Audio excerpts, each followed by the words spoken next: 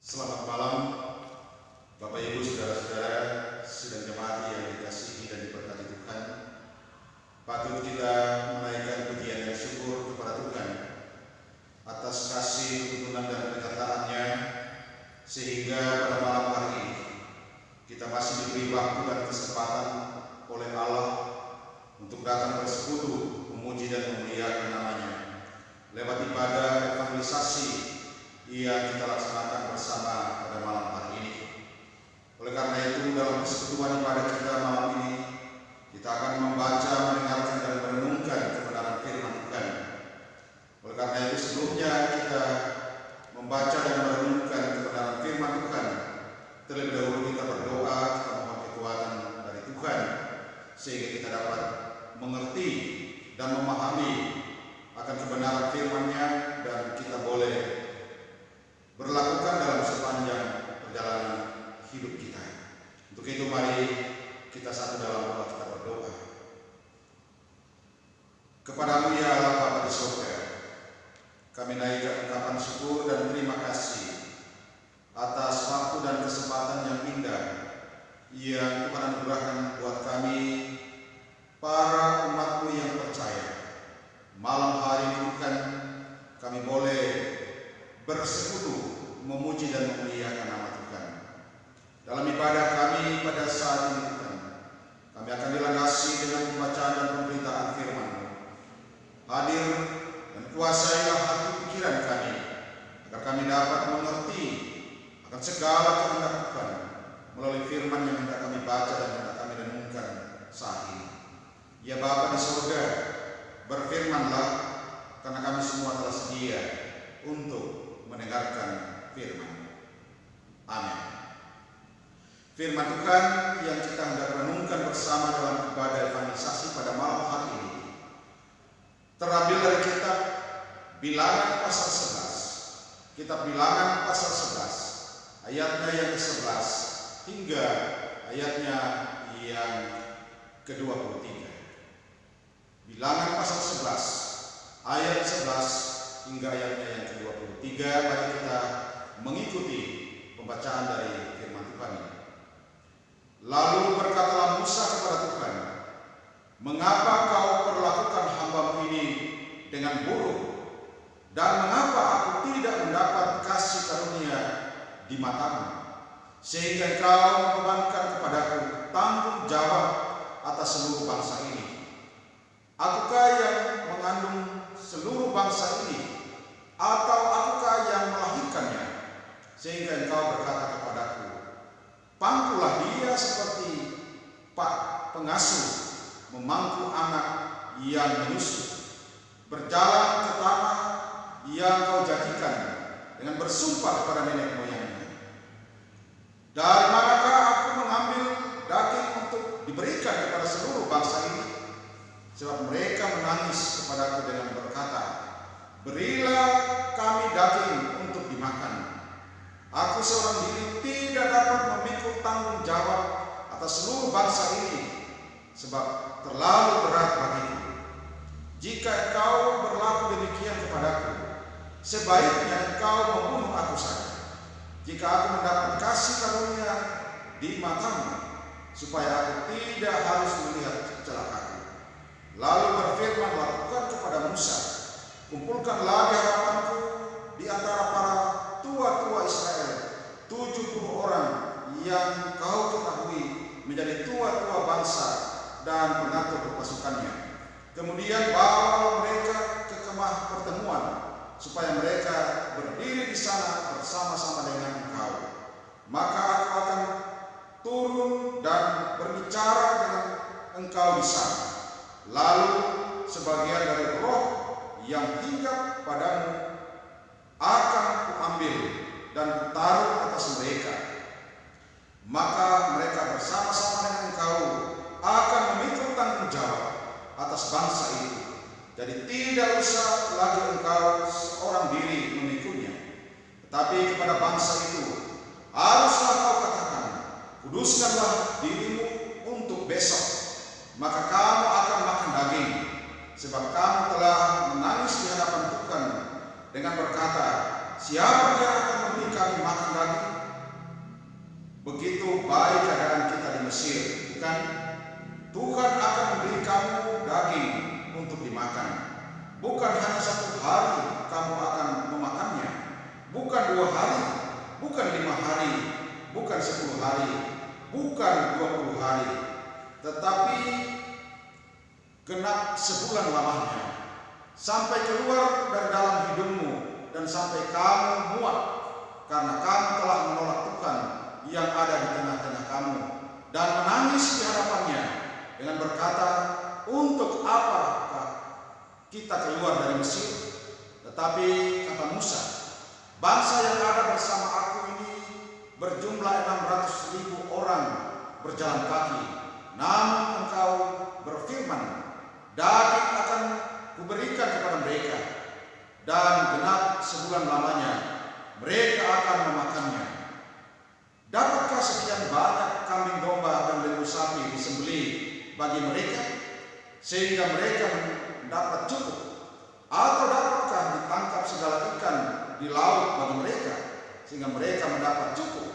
Tapi Tuhan menjawab Musa, masakan kuasa Tuhan akan kurang untuk melakukan itu? Sekarang engkau akan melihat apakah firman-Ku terjadi kepadamu atau tidak.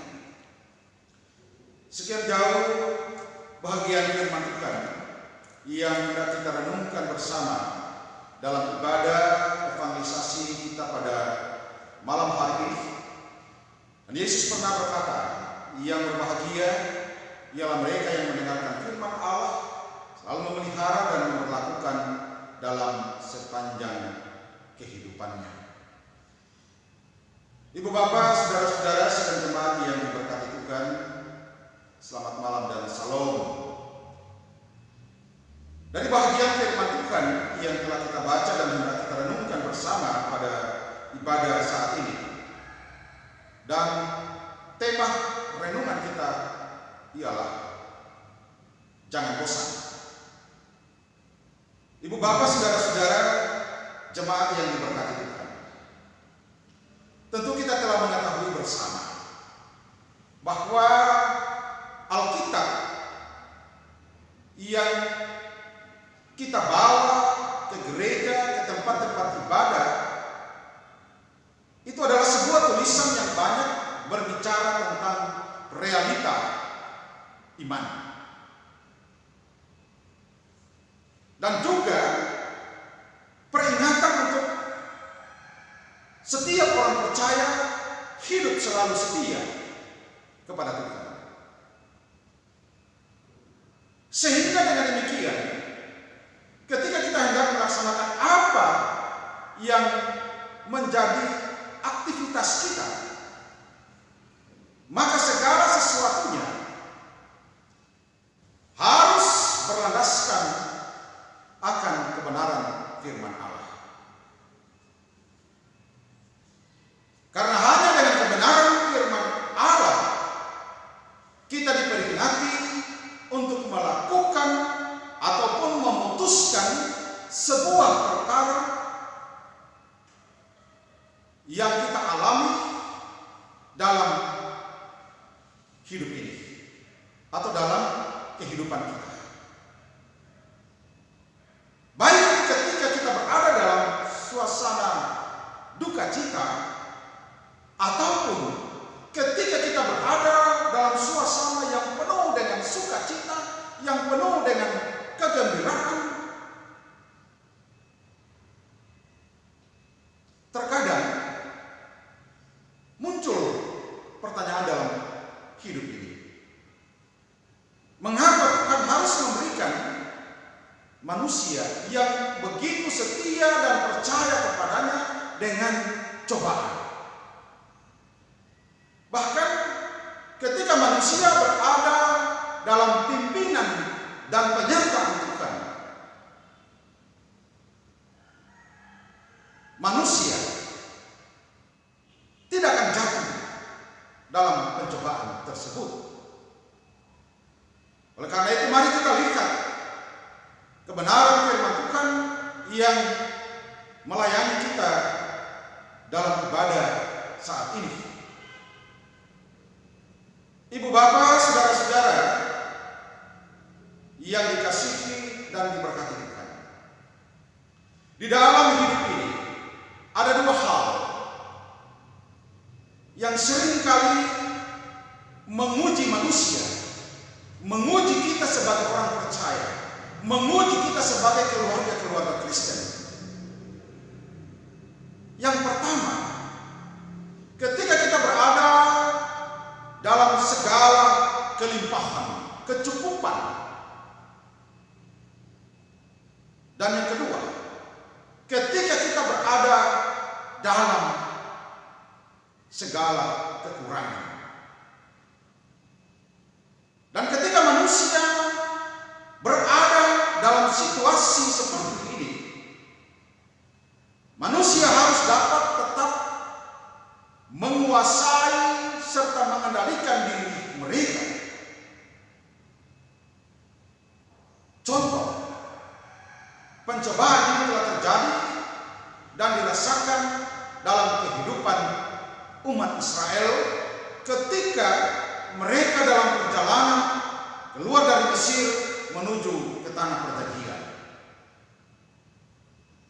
di mana di sana terjadi banyak pencobaan yang dialami oleh umat Israel. Dan semua keluhan-keluhan itu mereka tujukan kepada Musa, yang sesungguhnya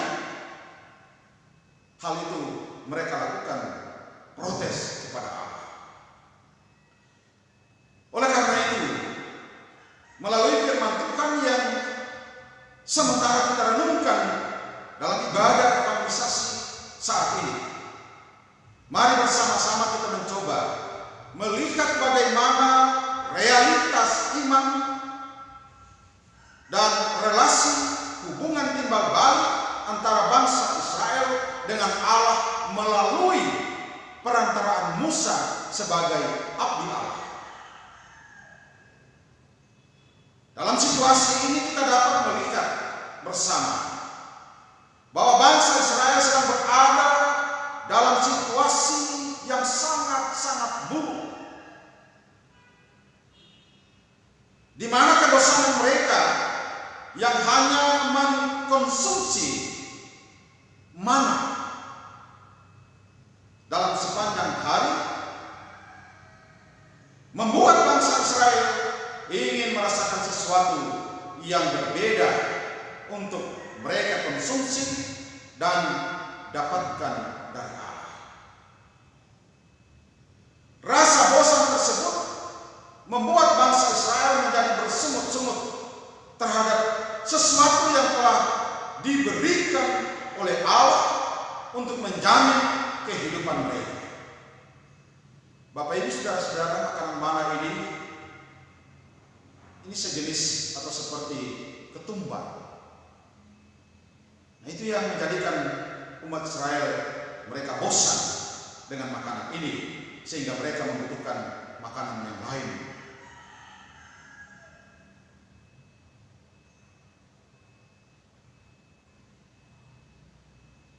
Terkadang manusia pun, bahkan kita sebagai orang percaya yang di dalamnya kita sebagai keluarga Kristen, seringkali pula kita jatuh dalam pencobaan karena adanya kebosanan, kejenuhan. Mungkin situasi yang kita alami saat ini bisa saja membuat kita bosan, di mana keberadaan kita terbatas dalam segala aktivitas, termasuk kita terbatas dalam melakukan persekutuan kita, penyembahan kita kepada Allah.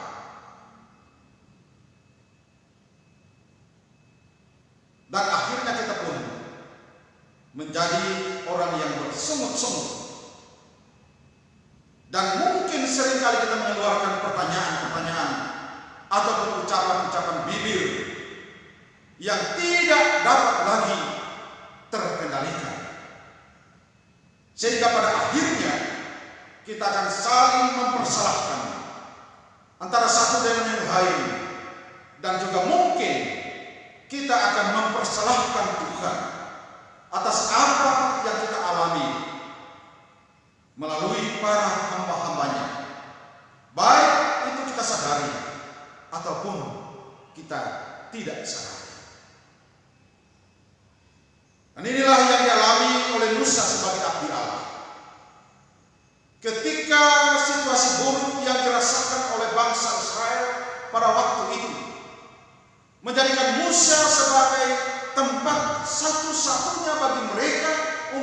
mengungkapkan kata-kata semut-semutan mereka dan pemberontakan mereka terhadap Allah. Walaupun hal tersebut tidak secara langsung mereka sampaikan kepada Allah, tetapi pemberontakan mereka terhadap Musa ini menunjukkan kebersemutan mereka terhadap Allah. Ketika Musa tidak dapat mengendalikan situasi yang sedang terjadi pada waktu itu, Musa pun kembali membawa pergumulannya, membawa segala keluh kesahnya di hadapan Allah yang memanggil dia sebagai abdinya yang akan memimpin umat Israel keluar dari tanah Mesir menuju ke tanah perjanjian. Dan hal itu dapat kita lihat dalam ayat yang ke-11, ayat 14 dan juga ayat 15 dari bacaan kita pada malam ini. Sebagaimana Musa menyampaikan pergumulannya dan segala keluh kesahnya kepada Allah atas beban yang sedang dialaminya. Ibu bapak saudara-saudara, yang mau dikatakan bahwa seorang hamba Tuhan adalah orang-orang yang dikhususkan, orang-orang yang telah dipilih oleh Allah. Ini bukan menakut-nakuti, tetapi memperingatkan bahwa kehadiran mereka adalah sebuah kehadiran yang telah dikuduskan oleh Allah, yang telah dipilih khusus oleh Allah.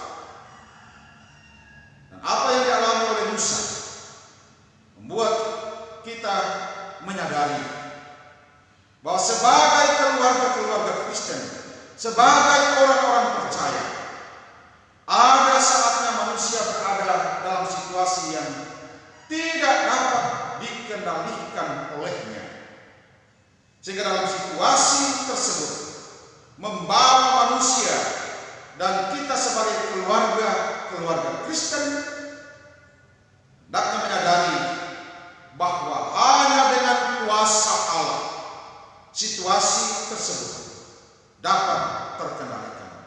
Hanya dengan kuasa Allah segala persoalan, segala pergumulan, segala tantangan itu dapat terkendalikan. Juga dengan firman Tuhan saat ini mengingatkan kita bahwa tidak ada yang mustahil bagi Allah, karena kemahakuasaan Allah akan menjadi bagian dari orang-orang yang percaya kepadanya. Untuk itu, sebagai orang percaya, ketika kita berada dalam situasi yang tidak menyenangkan, dalam keadaan yang tidak menguntungkan bagi kita, ketika kita mulai merasakan ketidaknyamanan dalam hidup ini, ingatkah engkau pada Allah, dan teruslah engkau mengingat Allah selalu, dan tetaplah bersyukur kepada Tuhan yang telah menyediakan segala sesuatu bagi kita di tengah upaya dan perjuangan kita mengupayakan agar hidup lebih baik dari hari ini. Mari kita melakukannya tanpa bersungut-sungut, yang pada akhirnya membuat kita bersukacita dan tidak membuat kita berdosa di hadapan Allah.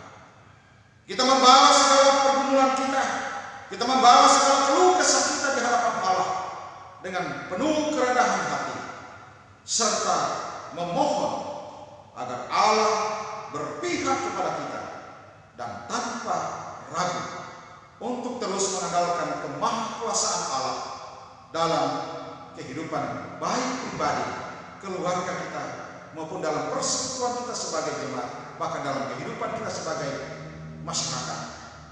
Imani dan nantikanlah segala rencana Allah terus bekerja buat pribadi kita, buat keluarga kita, buat persekutuan kita, dan juga buat bangsa dan negara yang kita cintai.